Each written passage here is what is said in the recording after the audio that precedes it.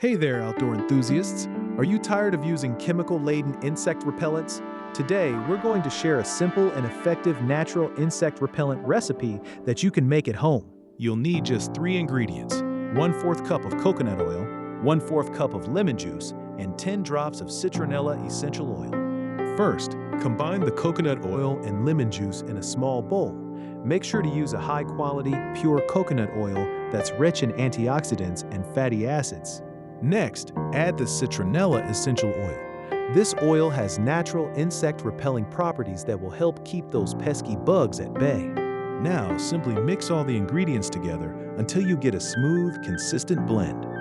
To use, apply a small amount of the repellent to your skin or clothing. You can reapply as needed, especially after swimming or sweating. This natural insect repellent is not only effective, but also gentle on your skin. The coconut oil and lemon juice will help soothe any bug bites or irritations, while the citronella oil will keep the insects away. Thanks for watching, and please tell me in the comments if you have tried this natural insect repellent recipe. Have you found it effective? Do you have any other favorite natural remedies for insect repellent? Share your experiences with us.